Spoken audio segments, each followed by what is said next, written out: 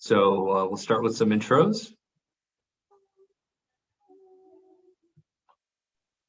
Welcome. My name is Dr. Ashley Whittington Barnish, and I'm the clinical director for Stride. I am based in the Chicagoland area, and I have spent the last 20 plus years working with individuals with autism and their families. I've worked in home services, in clinic, and then in schools. My background is, my PhD is in school psychology. And I'm also a licensed clinical psychologist and a board certified behavior analyst at the doctoral level. Along with working at Stride, I'm an associate professor and university chair of the ABA department at the Chicago School of Professional Psychology. I'm based at the Chicago campus. And one of my most favorite experiences when I was working on my PhD in school psychology at Illinois State University was working with the autism program of Illinois Grant and providing, in particular, a social skills program for preschool-aged learners with autism and related diagnoses. And that was a clinic-based service and modeled very similarly to Stride. And so I'm looking forward to sharing some of the ideas that Molly and I have that could help you at home, and talking more about what Stride can do to help too.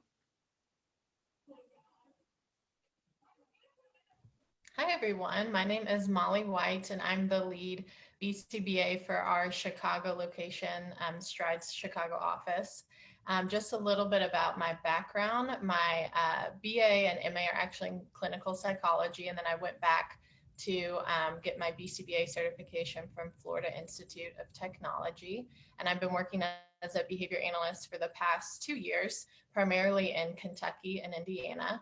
But I've actually been in the field for a little over 6 years, working as a behavior therapist in clinic setting, home setting, school setting, with individuals as young as 2 and as old as around 63, 65 with a variety of diagnoses.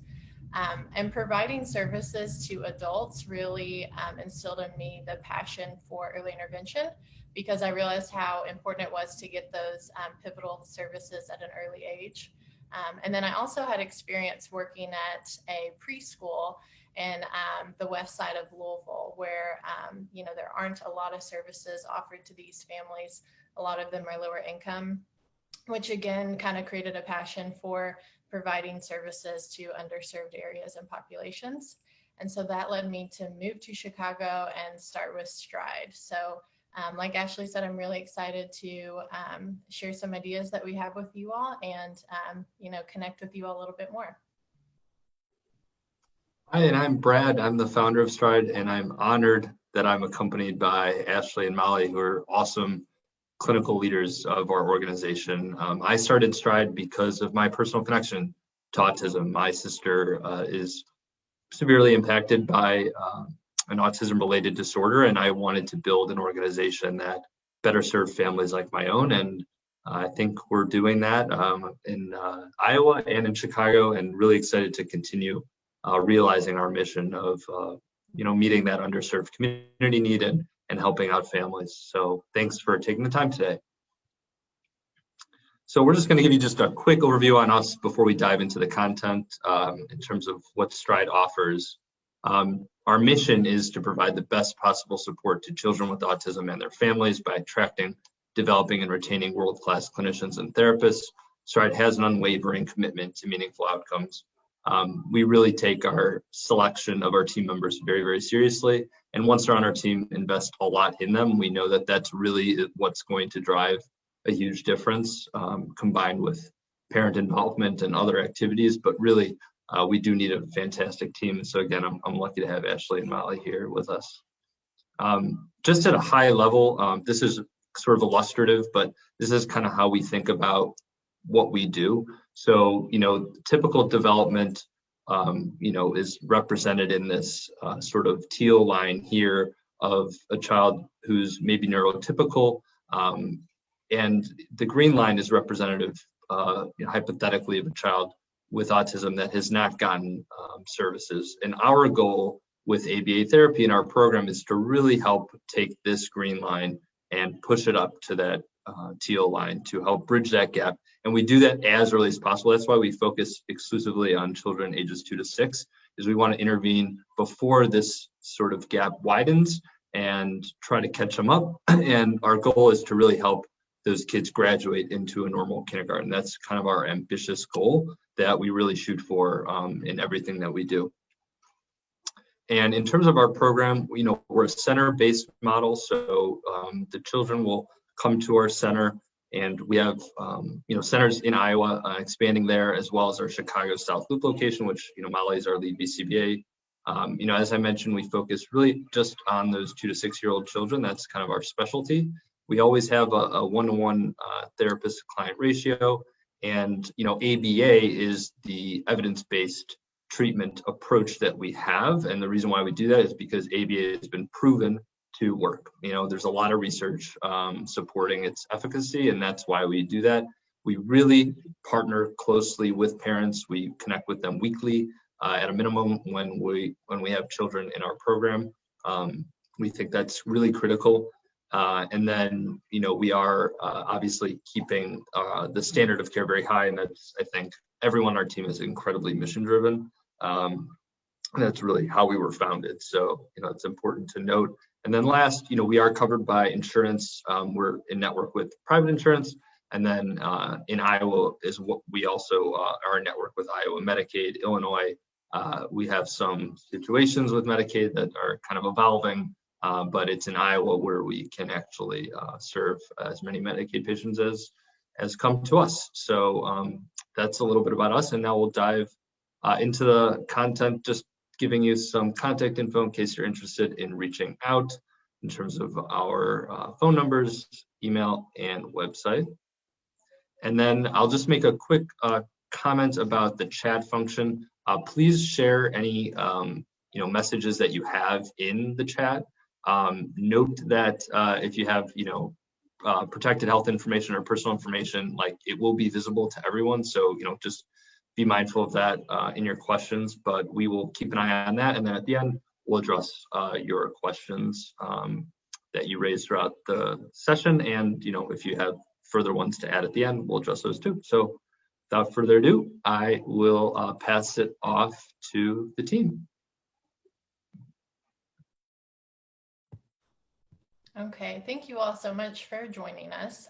Just to review the purpose of this webinar, obviously the COVID-19 pandemic has been a threat to everyone's physical health, but even more so, especially for our kiddos that would be in daycare programs or preschool programs. It's really impacted their social and emotional health, not being able to get those social interactions that they probably would in a different environment. So in the following webinar, we'll address some ways to incorporate and practice those social and emotional skills in your day-to-day life at home for the preschool age child.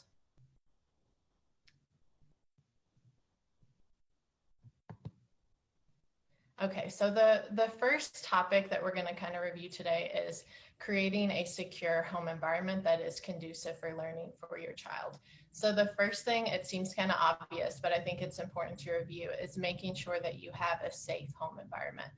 So if you're a parent, you're probably familiar with the covers for outlets and the bumpers that you can put on, sharp areas of your home, or the locks around the cabinet.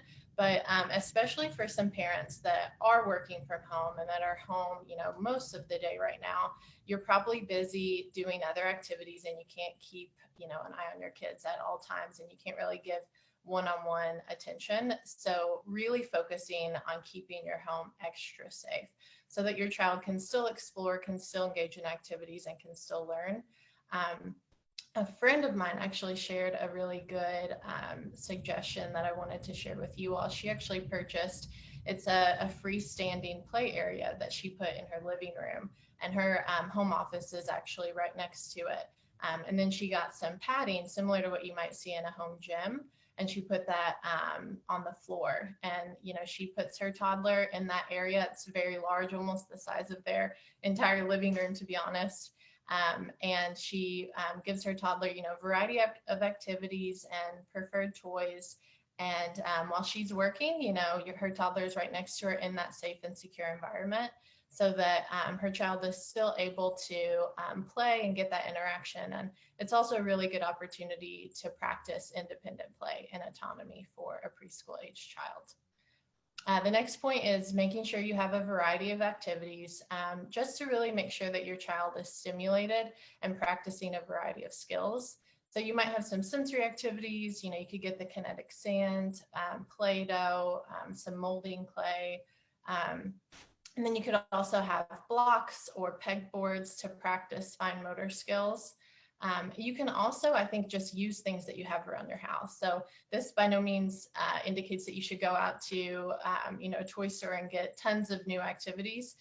Kids are very resourceful, and you can even use like Amazon boxes that you have left over for building and for making a fort. That's a really good opportunity to practice creativity and imagination with things that you already have at home. And then the next point is make sure that exploring is reinforced rather than punished. So children learn, through cause and effect. And a lot of times that means throwing objects or knocking things off of their high chair table, putting things in their mouth, taking things apart, which can oftentimes be really frustrating for parents. It feels like you're always picking things up and cleaning up. And sometimes that frustration can lead to reprimanding or punishing your child. So just remember that that is the way that children learn and explore and get to know new things. The next point is, considering effects of parent stress and anxiety, especially right now when we're in the middle of a pandemic and, so many changes have occurred, especially for parents. And parents, have had to take on many roles, working from home, being a stay-at-home parent, and still being an employee and taking on caregiver responsibilities. So again, this doesn't mean that you need to get rid of all of your stress and anxiety. Stress is important in a lot of ways, and it wouldn't be realistic to have that as a goal. But just coming up with some really good, simple tools for managing stress when you feel like it gets overwhelming. Because our kids are sponges, and they can definitely sense whenever they are in an environment that is very tense and stressed. And that does inhibit learning because they kind of take on those emotions themselves. Again, a friend of mine, another suggestion that I'll share, because she has a toddler, is she tries to limit screen time, but she has 3 breaks that she schedules into her day for about 30 minutes where she gives her toddler the iPad, their favorite TV show, their favorite snack, and that's her time to just read a book or take a bath and have, that one-on-one time for herself to, get some anxiety out and just spend time alone.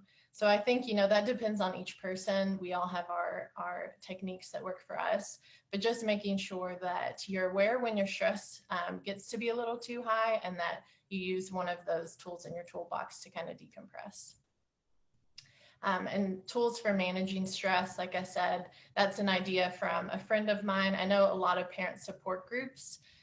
If you need some suggestions, feel free to reach out. Maybe we can send you some ideas. I specifically know of some in the Chicago area, but that can be really helpful because you're just communicating with parents that are going through a similar situation as you, and you have some support. And luckily with COVID, a lot of those are meeting virtually over Zoom, so that's extra helpful. And then the last point is how to talk to children about the pandemic. This is a big question that gets brought up. And I think the most important thing is to use language and concepts that you feel your child can understand. So again, that's going to depend on your child and what works for them. Something that I find helpful is visuals or, reading a story that kind of helps explain what's going on, or pulling on a past experience that the child will understand. So for example, you might say, remember that time when you had to miss school because you didn't feel very well and we had to stay home from preschool a few days. Well, there are some people right now that are feeling sick. So it's best that they stay home and that we stay home to help everybody feel a little bit better. And you can talk about, the amazing doctors and the amazing nurses that are doing their best to come up with medicine to help everybody feel better. But I would just be sure to not invoke any fear or additional stress when you're discussing what's going on right now. Okay, the next point to think about is creating consistency and routine. So it's really important to keep your child on a schedule. I know that's sometimes difficult, and you might not be able to keep a strict schedule. In a lot of ways, it's probably best not to, because it teaches your child to adapt to changes and adjust to things that come up. But I think it's important to keep some things the same and some things consistent. Because with the pandemic going on, there's a lot of chaos, there's a lot of craziness, there are a lot of changes already going on. And so that schedule is something that your child can hold on to and is an expectation that they have each day. So, maybe last week they went and saw grandma and grandpa, and this week you tell them, they're not feeling well, we can't go see them. But they know the next morning they're going to wake up and they're going to have breakfast with dad, and they're going to have nap time with their brother and sister. So those are all things that really help them feel a sense of control with a consistent schedule and routine. I think it's also important because eventually we're going to go back to daycare, we're going to go back to preschool or whatever program your child is enrolled in. And they typically do have a pretty set schedule. So that's going to help them transition a little bit easier when they do get back into that full-time routine. And then the next one, utilizing transition and prompts between activities. This can really help make that schedule go much more smoothly. If you have a visual schedule that you use, or you have some type of written schedule that your child uses, make sure that you're, reminding them, okay, in 5 minutes, we're going to get off our iPad and we're going to go outside and play. You can also, at the bottom, I have some examples, visual timers, songs that signal beginning and end of activities. I know at the preschool I was at, the big song we used was the cleanup song. And so that always let them know, okay, we're singing this song now. That means clean up all our toys and we're going to move on to the next thing. So those are really, really helpful as you're creating a schedule to help them get used to transitioning from one activity to the next.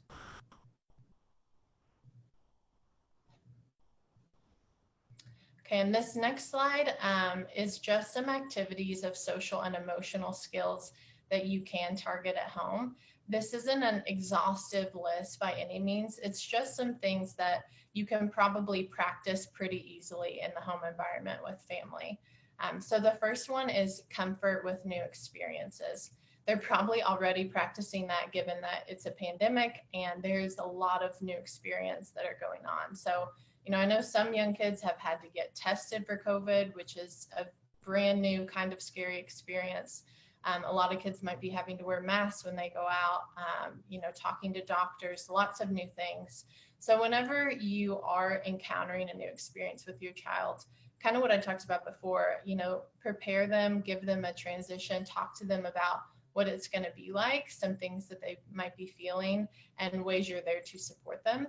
And if they go through that new experience like a rock star, be sure to provide lots of praise for specific behaviors that you saw. So you might say, I could see that you were kind of scared when you were getting that test, and you did such a good job of sitting still and smiling when it was over. So make sure you're providing praise whenever they do have those new experiences and they do really well.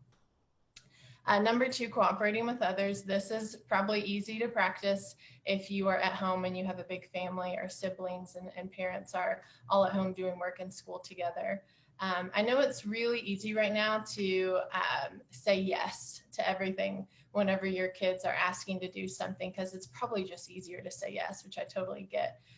But even practicing, a couple times a day, saying no and teaching your child how to accept no, how to choose an alternative activity or make a different choice if a certain item or activity isn't available. So I think that's a really easy thing to practice right now, is just hearing no and being okay with that. Number 3, increasing independence with tasks. You can choose maybe just 2 tasks that your child is close to being independent with, but needs some more assistance and prompts. So an example might be brushing their teeth. So, if your son is really, really close to doing this on their own, but they need help brushing back and forth, that can kind of be your morning goal. So, today I'm going to help you. I'm going to do a hand over hand prompt. We're going to brush back and forth. And then maybe the next day you still do that hand over hand, but you kind of start to fade that prompt over time, so they learn to complete that task independently. Engaging in fantasy play, this is my favorite one. And I know Ashley's probably going to touch on this a little bit when we talk about the activities, but I think this is a great one to practice because you're working on imagination and creativity and conceptual abstract thinking. And it's also just a nice break from the reality of everything that's going on right now. So it's a good time for your child to get a break and practice those creativity skills as well as probably you to just have some fun and enjoy being a kid again. Taking turns with others, this kind of goes back to number 2, but specifically just really practicing sharing. So I know an example that comes to mind is the electronic devices. You know, when we have everybody working from home and doing school online, there's probably not enough computers or iPads for everyone. So this is a good time to maybe create a schedule where you say, you know, during this time chunk is when your brother has it. Maybe it's color coded so they can see, you know, he's blue, I'm red, she's yellow. And then it goes to you and you get the TV or you get the iPad. And if your child does really well with that, and when the time's up, they're like, okay, here you go, then maybe you can reinforce them with, you know, an extra 5 minutes next time, or their favorite snack while they're sitting and using the iPad or the TV. So, you know, always make sure that you're praising and providing reinforcement when you see those really positive behaviors. Number 6, verbal requests. As a parent, you probably know what your child wants or needs most of the time, because that's just what being a parent is. So, you know, they like this for breakfast and they like this during snack time. But this is a really good time to practice making requests, whichever mode your child uses, if it's pictures, sign language, or verbal requests. So even if you know they're going to want Cheerios for breakfast, you know, really prompting them to say Cheerios, or I want Cheerios, or whatever it is that they're working on in regards to communication. And 7, independent play. I know I kind of touched on this already, but you know, you won't have time to provide that one-on-one attention and that interactive play all throughout the day. And that's perfectly okay, because learning to play independently, like I said, really builds autonomy, and it's a great thing to practice right now. So you might just kind of see how far or how long your child can play independently. It might just be 5 minutes. And then maybe the next day you kind of set a timer and you try to go a little bit longer, and you just gradually build up the amount of time that your child can play independently on their own. And then the last point, coping with changes. There's a lot of changes, as I've said, going on right now. So it's a pretty easy thing to work on. But like I said before, you're a model for your child of when situations get stressful or get scary, how to cope with that.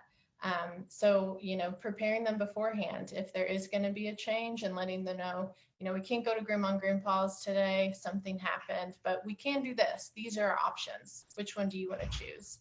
I know the preschool I worked at, a really simple coping strategy that we taught the kids, and it was really cute to see them do it, was taking deep breaths.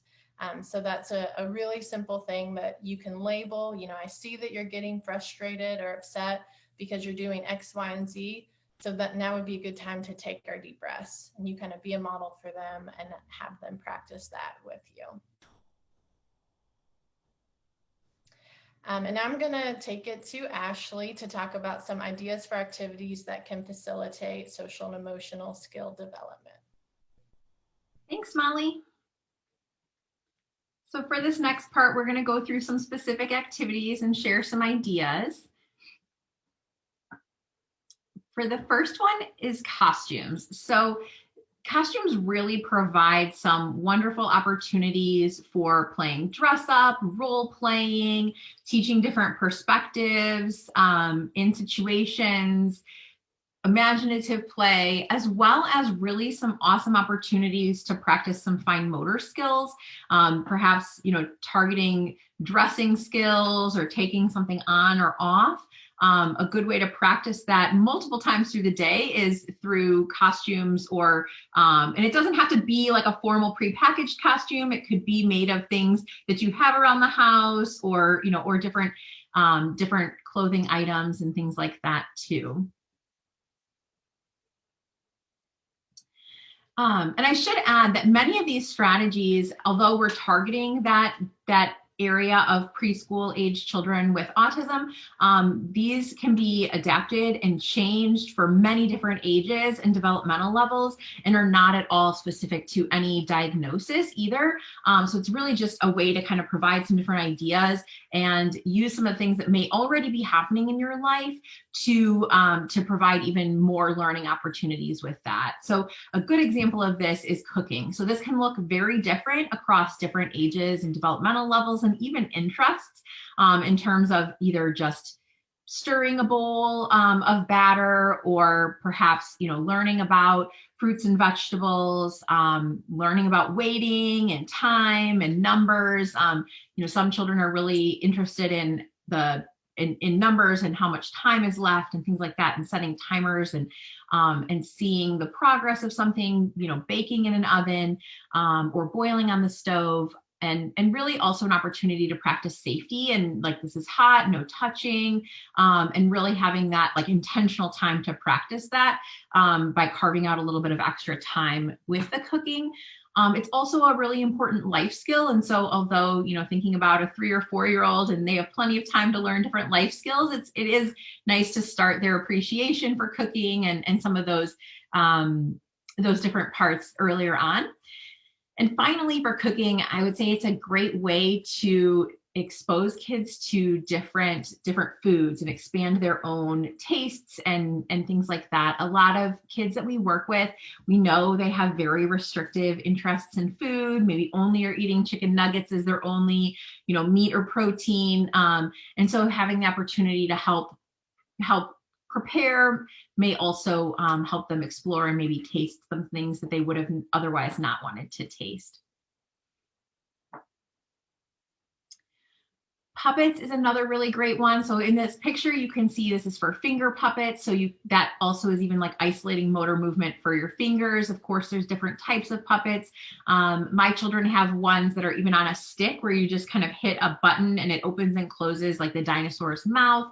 So isolating some different motor development skills through puppets, as well as practicing imaginative play again, and imaginative thinking, perspective taking too, like what does the puppet see? Does the puppet know that, somebody's hiding or whatever? You can kind of create different scenarios and language development and give your child an opportunity too to give the puppet a voice. And it doesn't have to be, vocal words that are understood by adults. Maybe it is just babbling or something else, but giving them that opportunity to really practice the back and forth of conversation, or to imagine that the different animal sounds or any type of vocalization could be used in the puppet play, again, depending on your own child's interests and what would be helpful for them to target. Books are a really common one. This is a great way for so many different types of lessons. Of course, it's really good for pre-reading skills and language development. It's a really great opportunity to practice what we call as behavior analysts tacting, but basically just labeling. So pointing to different colors, different shapes, different characters, objects, asking your child to identify them, or, telling them like, hey, point to whatever, so that they can point out different things that are happening. It's also a really great way for some of those older or more vocal learners to talk about what might be happening next, or what do you think will happen. You can also talk about how do they feel, like if something just spilled or fell down, how do you think the bunny is feeling here? A really good opportunity, even if they're not responding, to really talk through some of those different scenarios. It is another opportunity for them to create and their own stories and their own opportunity too. So this is, especially with board books, allowing them the opportunity to turn the pages and kind of look through it or tell their own story. So tell me what's happening. Again, it's not that like there's right or wrong answers. It doesn't have to be that the adults are understanding all the words that are being spoken, but really just kind of teaching them how to use a book, how to look at and use that to kind of sneak in some of those questions too. to practice some of those vocalizations. And then even also, I should add too, sorry, some letter identification and even sounding out as learners are emerging readers too. Blocks are one of those seemingly simple toys that are all different shapes and sizes and colors. And there are so many different like magnet tiles and wooden blocks or these larger plastic blocks, and all of them offer their own opportunities for you doing some patterning, building, learning more about cause and effect, about building something and then having it knocked down, practicing social skills. Building towers is a really great way to practice some simple turn taking. So you put what block on, I'll put a block on. It's very concrete. It's very clear when that turn is over and when it's the next person's turn. And it's also not as much waiting as it is for some other more complicated things. So it is one of those really nice opportunities to practice that. What I like about using blocks and some of these simple ones is it doesn't take very long. It's not super messy. And so it can be pretty easy to do it, you know, maybe right after work, before preparing a meal or something like that, where you can squeeze in a little bit of time to practice some of these things. Of course, even creative thinking, building castles, building whatever. And also practice some of that emotional regulation, especially if you have multiple kids, as oftentimes one will topple over the tower of another, and that, you know, can lead to some pretty strong emotion. So practicing working through some of those skills, practicing, you know, walking away or saying sorry, whatever developmentally is appropriate. Asking to knock down a tower is something I've practiced with kids before, where if you have the rule where you can only knock down the tower that you build. So if somebody really wants to knock down another tower, can you ask your friend or your sibling if you can knock it down? So really some opportunities to work through some of those really, really important social skills in a very controlled way. Drawing pictures or making cards for family and friends is one of those ways to help kids feel more socially connected in a safe way, especially depending on different times of quarantine or if you're physically really far away from family and friends. So that's a way that can benefit both your child and the person who's receiving the card or the picture. So it's really a good way to, you know, to create some of those indirect social opportunities, and a way to build creativity and building pictures or talking about drawing pictures, talking about what you drew, you know, writing thank yous or, you know, get well cards or whatever. It's also a really great way to work on name recognition. Even if you're the one signing your child's name or writing your child's name, you know, helping recognize that is their name, that's them. Again, of course, working through those fine motor skills and practicing, you know, holding a crayon or a pen or whatever utensil, and then can also be used in using different things too, like finger paints and exploring some different art supplies and creative materials too.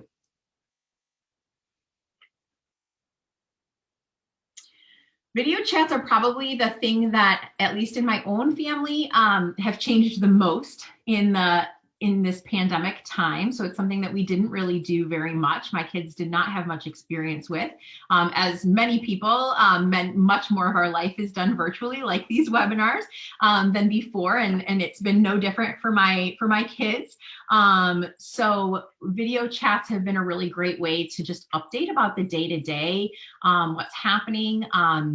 You can even use video chat as a good way to show grandparents or somebody else who might be further away, like a show and tell. So show them, you know, your favorite stuffed animal, talk about this. Again, it doesn't even necessarily have to be vocal communication. It could be them just sharing something about. That's what's so great about technology and the video function, is that you don't have to rely only on the vocalizations. They can still show and share something with somebody else, even without saying anything. It is also opportunities to practice facial expressions, identifying emotions, you know, showing showing this opportunity to practice conversation skills, some of those give and take of those social skills of practicing saying hi, practicing saying bye, not just walking away in the middle of the conversation if that's a skill that you're targeting, that you have to say bye, or you have to, how to do that politely, and kind of navigating some of those manners in those video chat situations too can be challenging, and also a really good opportunity to safely practice some of those skills even from a distance.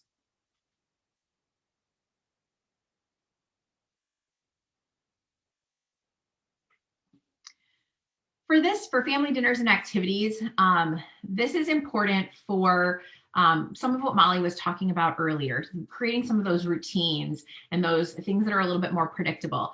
And research shows that this isn't just important for kids, it's also important for us grown-ups too, to have some, in this time of some uncertainty, to have these predictable activities, things that people can count on. They know that you're going to have dinner, and it might not be every night. It doesn't need to be every night. Maybe it isn't dinner. Maybe it's that you have popcorn and movie night, or maybe you go for a walk after work, or whatever that is, but creating some type of activity that you can engage in as a family, create a little bit more opportunity to be present and in the moment with your child. Maybe even they lead or they choose what activity is happening.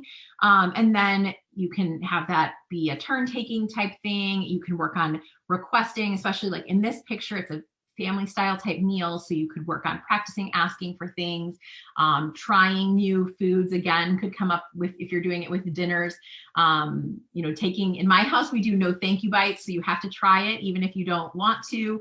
And that's, easier said than done many times. But at least you have to take that no thank you bite, and then you can say no thank you, and you don't have to have any more. But really just kind of practicing building in that predictability and that routine that might be embedded in a meal time or embedded in a going for a walk. We go a certain way, we, bring the dog, we do the same thing, whatever it is, just creating some of that, like, okay, things may not always look the same right now, and that's the way it is. But maybe there are some things that can either be routines that were from prior, or maybe even building some new routines and taking the opportunity to be able to do that as a family too. And then finally, with this last one, modeling skills. So children learn so much through observation. We know this when kids script different favorite passages from TV shows or from movies, but they're going to behave and do things and say things that they hear and that they see. So if you're wanting to teach a child to engage in a certain behavior, like you always brush your teeth right before going to bed, or whatever it is that you're going to target, modeling that you also do that can help. And it doesn't mean that overnight they're going to learn that you do it one time and they do it.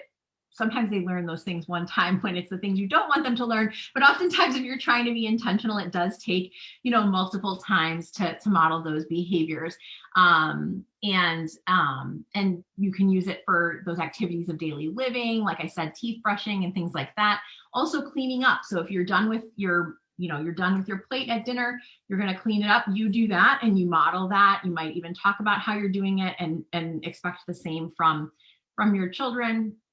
Also in terms of like modeling reading, modeling taking breaks from screen time, things like that, that I think we're so often, myself included, to say, okay, put the iPad away, okay, turn the TV off, and making sure that we're also putting our phones down, being intentional about what we're modeling and what we're showing too, as grownups and as the adults that, as caregivers, that the children look to as their own models too.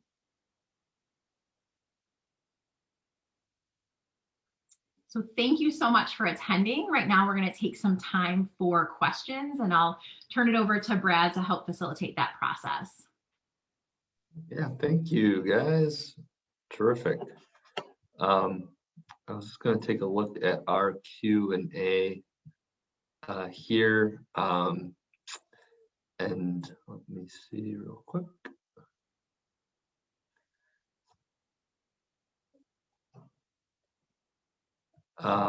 We got a compliment on our work, which was nice. So big smiles for that. Thank you. We do have some questions that came in as part of the registration process. So I might just run through a couple of those. One question was about how do you sort of address play and nap schedule for a very high energy child? Sure, I can start that one, and Molly can fill in any details too. So I think part of what our recommendations would be based on our presentation and everything too is to create some type of schedule. And so that might not happen overnight, that it looks exactly the way you want it to, but trying to work towards that schedule. So perhaps it's not even the expectation may not be a full nap, depending on where your child is at that given time, but creating quiet times and specifically putting what that looks like. So if you're having really active playtime, perhaps not doing that in the child's bedroom, because if that's the area that they need to be quiet. So creating some type of distinction between where are you really active versus where are you quiet and resting can be helpful. The other piece is trying to have some of that active play prior to nap time. And even having time outside, if the weather allows too, can often make children a little bit more tired. They'll get a little bit more energy out and try to maximize when you do have that nap time. Because it does, if you do end up in those battles of like trying to nap for so many hours and it's not working, then you're exhausted, your kid's exhausted but not sleeping. And then it starts to impact the bedtime routine and that nighttime routine. And I think that's the last piece I would add too, is to look at that. Like, is the time going to sleep and the time waking up, is that impacting the ability to nap? So is it kind of turning into the cycle of a late nap, so a late bedtime, they sleep in late, and then it just kind of revisits, even though that's not the schedule you want. So trying to figure out, what you want and trying to work towards that, even if it is trying to build in some of that quiet time. I don't know, Molly, if you want to add anything else too. Yeah, I think you did a great job of explaining that. I know something you had brought up as well was having, like what you said, having that schedule. If we're always going to take a nap around this time, and even if your child doesn't necessarily fall asleep, still going to that calm area, going to their bedroom and laying down. They might never fall asleep and actually take a nap, but creating that consistency of we're going to go in here and we're going to rest for this period of time is really helpful. And for high energy children, making sure that you're just incorporating a lot of movement activities. And I know online that there's some really cool products, even for kids, if they are sitting at the table and they have to do some online learning or they're doing some type of task while sitting. There's like bouncy balls, there's some wiggle chairs that still give them that movement and that stimulation that they might need. Awesome. And then we did get a question here. It says, any suggestions or resources for templates to share for easy examples as a way to incorporate visuals to support the kids? I know this works well, but find follow through by families a challenge or just overwhelming. Yeah, I think this is one of those things where the internet's a wonderful place, and it's also hard to find exactly what you're looking for, or how do you kind of sift through and find the quality examples versus the ones that might just be distracting. There is a lot available for free online, but it is kind of trying to find this. We covered this a little bit briefly in our last webinar in terms of utilizing some visuals for like token boards or even some of the visual schedules. And anytime that I'm trying to work with a family or add something, the biggest thing is trying to make it doable, right? Like we have these dreams of making it this beautiful Velcro, laminated, gorgeous colors system. But if first of all, if the parent or the caregiver or the teacher isn't using that, then how would the kid learn how to use it? And so what might be simple and post-it notes and just a pen or whatever, if it works, then go for it. So I think part of it is just taking away the pressure that it has to be this beautiful, well thought out thing. Sometimes you can like pilot it or test it out with just a simple piece of paper, and if it works, then make it more beautiful and durable or whatever it needs to be. But you can, there are even different like apps and things like that you might be able to use as schedule prompts, depending on, the age of the learner and how much you want them accessing your device or using that as a prompt.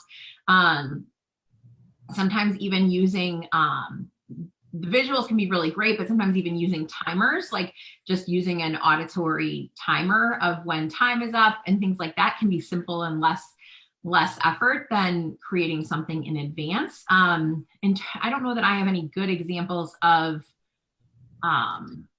like resources to get visuals. I usually do Google Image. Something that might be easy too, because I've run into this before. I'm looking for a specific visual schedule and I can't find it. So if you just take a picture of the child engaging in the task, so like if brushing their teeth is the first thing they're going to do for the day, then just take a picture of them and print it out. Or, you know, like Ashley said, if you aren't going to be able to carry around a schedule with you and that's not doable, then maybe you just put it in a Google Doc, and that's something that you can pull up on your phone. And, you know, here's a picture of your child doing this activity, and you can show it to them and say, okay, now what's next? And we scroll through on an iPad or an iPhone. I know a parent I used to work with kept a little mini schedule in her purse, and it was on like a key ring, and she just flipped through that. So that was really easy for her. But yeah, if you can't find a specific picture or schedule online, then you can just kind of take those yourself, and it's a realistic image of the child engaging in an activity. Yeah, and we had a follow-up if it's if phones or families' phones could be a place to do it, which you addressed, so that's great. We do have a specific question here about when kids love to play with water and sometimes drinking it from the faucet. Is that a behavior that should be encouraged or limited? You can go ahead, Ashley. I think it depends, right? So I think most behaviors, it depends on that particular learner, on that particular family, like what is expected. You know, how often is too often? Is it something that is it not expected to drink from the faucet at all? Are there reasons that maybe sometimes that's not safe?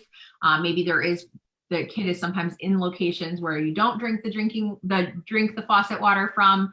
So just kind of thinking about any of those things would be my first priority. So making sure that the situation's safe. If it's safe that they're drinking from the faucet and it's messy or whatever, then trying to address like what is the expectation? Is it that we want them to learn how to drink from a cup? So maybe having a cup available and redirecting drinking from the faucet and handing them a cup to teach them that. Playing in water is something that a lot of kids really love to do. So I don't know that it's something that I would discourage necessarily, but you could create some different boundaries around it. Like, this is the time that we play with water. Okay, now we're just brushing our teeth and getting a drink of water. We're not playing with water. And this is an area where you could even use some of the visuals that we were just talking about. So even having like just a simple clip art picture of a faucet with water, and then maybe one with a red X, and like you can have like, okay, this is not the time that we're playing in the water versus this is the time, and having those visuals to teach like, this is a time we do this, this is not a time we do it. I think in general, just creating those boundaries around when it's okay and when it's not okay would be what I would recommend generally as first steps.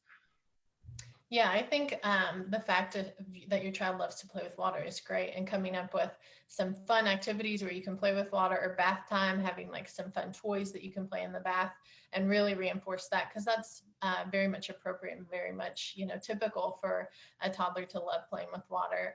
If your goal is to work on drinking from a cup, I would always keep that cup by the faucet, so it's right there, it's really accessible, they can pick it up and use it.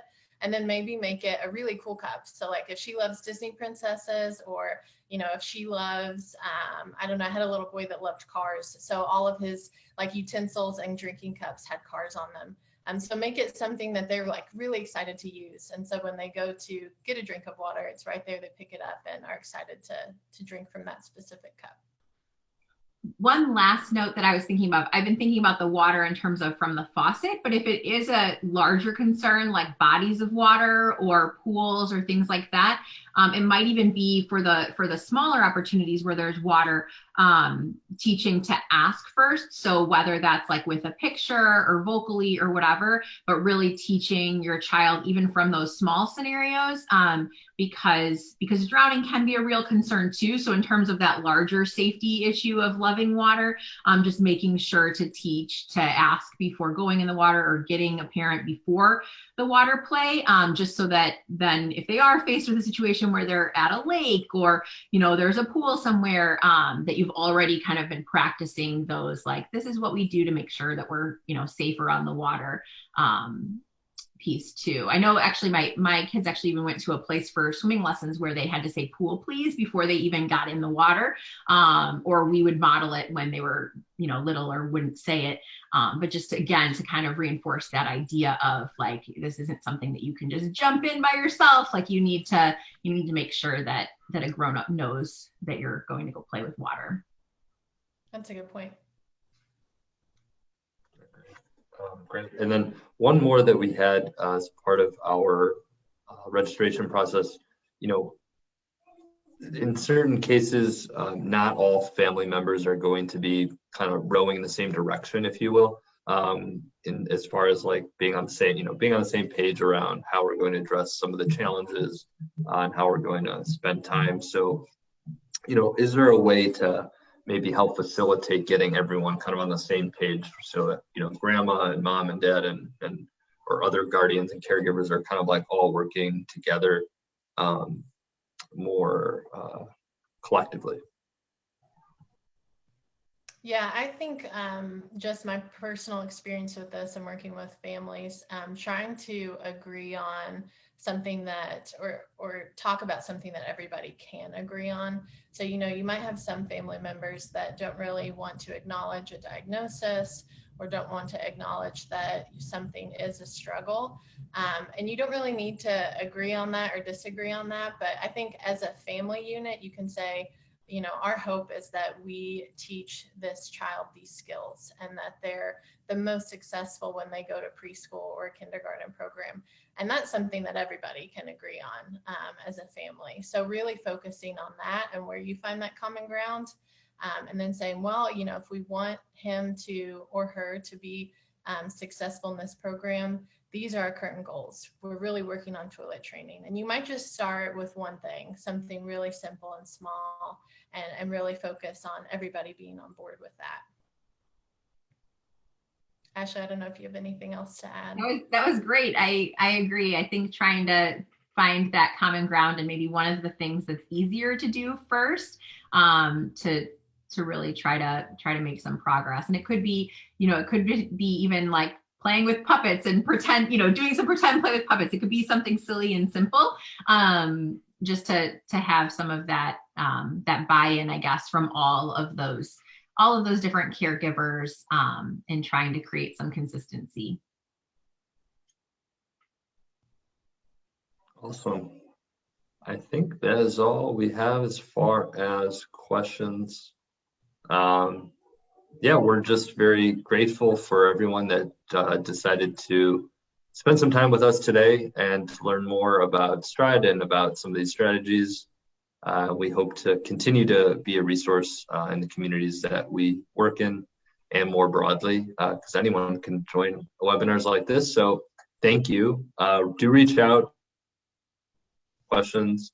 We are here and eager to address those thoughts and concerns. And thank you. Have a great rest of your week and appreciate you joining us.